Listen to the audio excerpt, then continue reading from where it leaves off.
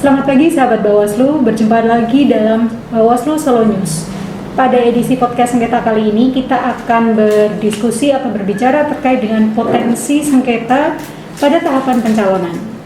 Sudah hadir di tengah kita ada anggota Bawaslu Kota Surakarta, ada Koordinator Divisi Penanganan Pelanggaran, Ibu Poppy Kusuma. Selamat pagi Bu Poppy. Selamat pagi Mas Indra. Ya. Selamat pagi Mbak Isti. Berbicara terkait ini Bu Poppy, apa sengketa proses pemilu khususnya di tahapan pencalonan ya. Ini kan berawal dari sengketa itu bisa timbul terjadi ketika misalkan pada tahap pencalonan itu pasti ada peserta pemilu, ada penyelenggara pemilu. Nah,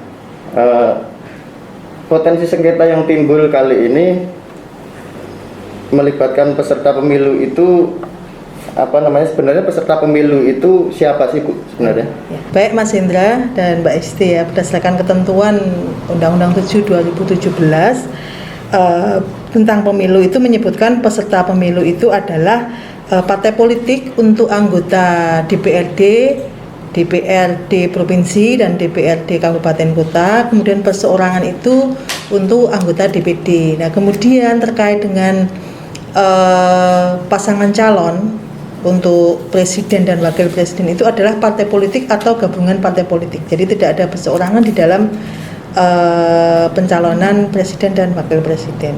Bisa dijelaskan lebih lanjut Ibu terkait dengan persyaratan partai politik untuk mendaftar sebagai peserta pemilu?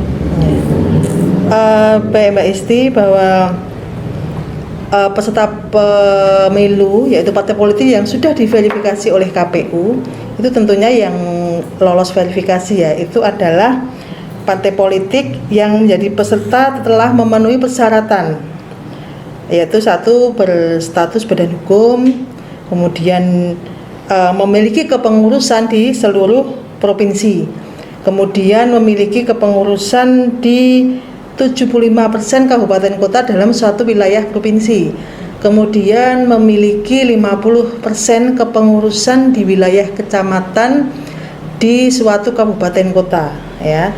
Kemudian menyertakan paling sedikit 30% kuota untuk keterwakilan perempuan. Nah, ini wajib ya, keterwakilan perempuan karena di sini sudah dijelaskan.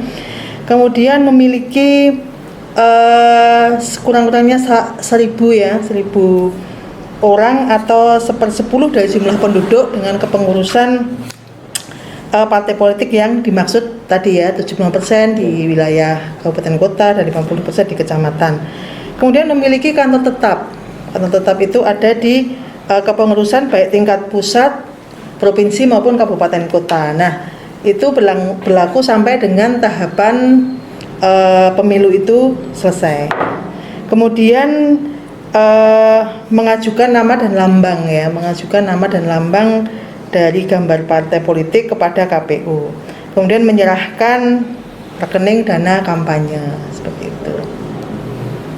Ya, itu terkait ya Bu ya, apa? Syarat pencalonan dalam hal partai ini bukan politik. calon, belum calon ya, Iya, masih betul. peserta pemilu Masih begitu peserta, ya. ya. Iya, betul. calon Ya. peserta pemilu ya gitu Peserta, ya. Bu? ya. Nah kalau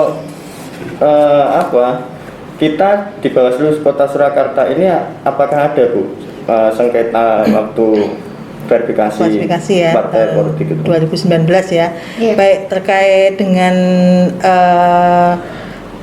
proses sengketa di 2019 saat verifikasi partai politik itu memang ada di Bawaslu Kota Surakarta. Ada 2 waktu itu ya, terkait dengan satu, yaitu salah satunya adalah Partai Berkarya dan keduanya adalah Partai Nasdem, di mana keduanya tentu berbeda ya pokok perkara yang dimohonkan terkait dengan penyelesaian sengketa itu berbeda. Seperti itu. Oh, kalau untuk tadi kan ada 2 nih Bu partai Iya. politiknya, yaitu Partai Berkarya dan juga Nasdem. Nasdem. Iya, iya. Mungkin akan kita awali, kita kulik-kulik lagi gitu ya Mas ya, Iya. keduanya, tapi kita awali dulu yang dari Partai Berkarya sendiri itu sebenarnya syarat apa yang membuat Partai Berkarya ini menjadi ya ditetapkan waktu itu tidak lolos begitu Iya, Bu, iya. waktu diverifikasi oleh KPU Kota Surakarta. Baik, waktu itu Partai Berkarya mengajukan permohonan sengketa kepada Bawaslu itu setelah KPU mengeluarkan berita acara terkait dengan hasil verifikasi kelengkapan dan keabsahan dokumen bakal calon anggota DPRD Kota Surakarta. Kan karena KPU Surakarta kan kewenangannya di kabupaten kota ya, DPRD-nya di situ. Waktu itu Partai Berkarya hanya 2 dapil yang masuk di Silon, yaitu sistem informasi pencalonan ya. Jadi ada 5 dapil yang dia mau serahkan, tetapi hanya 2 dapil, yaitu dapil 1 dan 2 yang masuk di Silon. Nah kemudian ketiganya ini tidak masuk, dapil 3, 4, 5 itu tidak masuk lah. Kemudian itu yang dipermasalahkan oleh Berkarya, karena begitu dengan tidak masuknya ke Silon dan diberi kesempatan untuk manual pun, Berkarya ternyata tidak bisa itu melengkapi syarat pencalonan itu. Jadi tetap waktu itu KPU mengeluarkan berita acara bahwa menyatakan tidak lengkap atau tidak menerima, seperti itu, tidak menerima 3 dapil syarat yang, pencalonan ya. Yang syarat pencalonannya kurang Iya, tinggi Bu. iya, Lalu betul. waktu itu Partai Berkarya ya pasti merasa dirugikan gitu nggak Bu? Iya, Mengajukan iya. sengketa proses Ya, pemilu baik kan, ke Bawaslu. kan syarat calon yang harus di pengajuan bakal calon itu diantaranya adalah surat pernyataan, kemudian daftar bakal calon itu setiap dapilnya, itu kan harus ada, kemudian surat pernyataan dari pimpinan parpol, fakta integritas dan lain-lain. Nah itu tidak dapat dilengkapi oleh Berkarya meskipun waktu itu ada perpanjangan waktu ya Oleh KPU. oleh KPU. Jadi KPU itu sebenarnya sudah memberikan perpanjangan waktu kepada Berkarya waktu itu, tapi tetap tidak bisa melengkapi syarat pencalonan waktu itu. Berarti dua permohonan yang masuk pada saat itu dalam tahapan verifikasi pendaftaran partai politik semua ya Bu? Iya, betul. Kalau yang sudah melangkah di pendaftaran calon misalkan ada nggak Bu? Oh ada, itu di calon partai politik juga kan, di peserta pemilu itu Iya. salah satunya di Berkarya. Waktu itu sudah ada daftar calon tetap ya, calon tetap di KPU sudah mengeluarkan berita acara. Kemudian Nasdem maksud saya, Nasdem waktu itu mengajukan sengketa proses juga, tetapi sepertinya pokok permohonannya tidak terkait dengan hal-hal yang yang prinsip, maksudnya. Jadi ada 2 yang waktu itu diajukan terkait salah satu calon legislatif ya yang tidak masuk di daftar calon tetap. Salah satunya adalah dia itu tidak menyertakan surat keterangan tidak pernah dipidana selama 5 tahun dari pengadilan. Nah kan itu menjadi syarat ya sebenarnya. Kemudian yang salah satunya adalah waktu itu dia tidak dicantumkan oleh KPU tentang gelar akademiknya. Nah waktu itu dia mengajukan sengketa proses kepada kita, kepada Bawaslu, memohon agar nama yang tidak ada surat keterangan dari pengadilan itu tetap dimasukkan. Kemudian yang tidak ada gelar akademik juga dimasukkan dengan disertai gelar akademik. Nah waktu itu kan proses kita melalui mediasi dulu Mbak Mas Indra. Mediasi kita waktu itu berjalan 2 hari. Kemudian mediasi itu menghasilkan kesepakatan ya waktu itu. Jadi termohon dan pemohon masing-masing sudah istilahnya sama-sama memberikan solusi bahwa seharusnya memang pemohon dan termohon sama-sama duduk dan melakukan kesepakatan. Kemudian kesepakatan itu terjadi. Jadi tidak dilanjutkan ke tahapan adjudikasi. Jadi cukup di mediasi selesai. Ini untuk yang partai Nasdem. Ya. Oh. Kalau untuk yang partai berkarya sendiri, kelanjutan dari pengajuan atau permohonan sengketa proses di Bawaslu-nya seperti apa? Baik, terkait dengan yang partai berkarya kan tadi karena dia itu partai berkarya itu sudah mengajukan adjudikasi sudah lengkap, kemudian kita proses selama 12 hari kerja ya. Nah, waktu itu melakukan mediasi, tetapi mediasinya gagal. Jadi pihak pemohon dan termohon itu sama-sama kekeh dengan pendapatnya masing-masing dengan baik permohonannya dan jawabannya.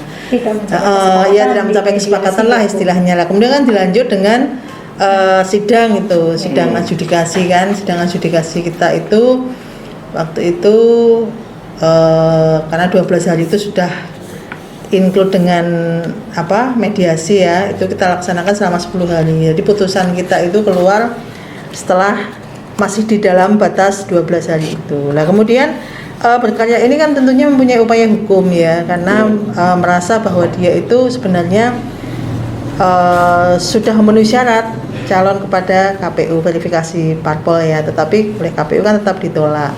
Nah kemudian partai berkarya ini mengajukan koreksi kepada Bawaslu RI. Nah, seperti itu. Partai berkarya mengajukan koreksi terhadap putusan kepada Bawaslu RI terhadap putusan dari Bawaslu Kota Surakarta ya, Bu. Betul. Sebenarnya di tahapan pencalonan ini itu memang kalau kita mendengarkan dari tadi ya Mas ya, itu kok ada dua sengketa di tahapan pencalonan. Memang potensi sengketa yang di pencalonan ini kenapa menurut Bu Popi itu bisa kok besar gitu Bu? Iya, baik, sangat besar ya potensinya, apalagi nanti di pemilu 2024 dan pilkada 2024 ini dinamikanya akan mungkin sama atau akan lebih ya dari 2019 kemarin, karena nanti partai-partai baru mungkin juga akan bermunculan ya, dengan mereka berasumsi bahwa sudah melengkapi syarat ini itu dan semuanya, tetapi kan karena KPU juga menjalankan tugas sudah sesuai dengan ketentuan kan tentunya yang diawasi sepenuhnya oleh Bawaslu. Jadi potensi untuk adanya sengketa proses dalam pemilu 2024 dan pilkada 2024 tetap ada, dan terutama potensi ini ya Bu ya, peserta pemilu dengan penyelenggara ya. Iya, betul. Pencalonan itu. Iya. Jadi saat verifikasi parpol Mas dan Mbak Isti. Jadi nanti saat verifikasi parpol itu kita harus petakan itu mana-mana yang nanti akan berpotensi untuk mengajukan gugatan atau permohonan sengketa. Berarti dari kira-kira itu tahapannya itu kan pasti sebelum 2024 ya Bu ya. Berarti sebelum itu Bawaslu tuh harusnya udah kayak punya peta gitu nggak Bu? Kayak dengan mungkin nanti ada potensi itu di tahapan apa dan paling banyak di tahapan mungkin pencalonan kayak Bu Popi tadi sudah menyinggung bahwa akan banyak partai-partai baru gitu ya Mas ya. Mungkin nanti banyak ada potensi sengketa di sana gitu. Partai lama juga akan belum tentu dengan mudahnya ya nanti karena mungkin ya dengan mudahnya lolos, karena kemarin pun juga ada beberapa partai lama yang di Solo ini kan nggak lolos juga itu. Nah akhirnya kemudian tentunya menjadikan catatan bagi Bawaslu bahwa pengawasan kita terhadap nanti verifikasi parpol yang kalau sudah ditetapkan oleh KPU nanti tahapan verifikasi itu mulai di 2022 jadi ya tetap harus kita petakan Mbak Mas. Jadi kemungkinan nanti kayak berkarya itu kan akan muncul lagi atau partai-partai yang lain. Nah, semua akan kita perlakukan sama tentunya dalam setiap mereka melakukan upaya-upaya hukum, karena itu kan merupakan hak dari partai politik ya melakukan upaya hukum kepada Bawaslu, di mana kewenangan Bawaslu adalah salah satunya adalah menyelesaikan permohonan penyelesaian sengketa proses ini seperti itu. Terima kasih Ibu atas informasinya terkait dengan potensi yang mungkin saja hadir, potensi sengketa proses pemilu yang mungkin saja hadir di nanti tahun 2024 dan telah dikasih informasi juga nih ya Mas ya, dulu itu sengketa apa nih yang pernah terjadi di tahap pencalonan seperti itu, sehingga nanti ke depannya kita bisa kayak lebih memetakan kayak gitu. Tentunya juga kita menunggu juga nanti mungkin ada rilis dari Bawaslu RI terkait indeks kerawanan pemilu ataupun pilkada yang akan datang. Demikianlah sahabat Bawaslu perbincangan kita pada hari ini dengan Ibu Poppy Kusuma. Beliau sebagai anggota Bawaslu, koordinator Divisi Penanganan Pelanggaran. Akhir kata, kami bersama kerabat kerja yang bertugas, saya Indra Setiadi, tetap jaga protokol kesehatan, jaga imunitas. Bersama rakyat, awasi pemilu. Bersama Bawaslu, tegakkan keadilan pemilu.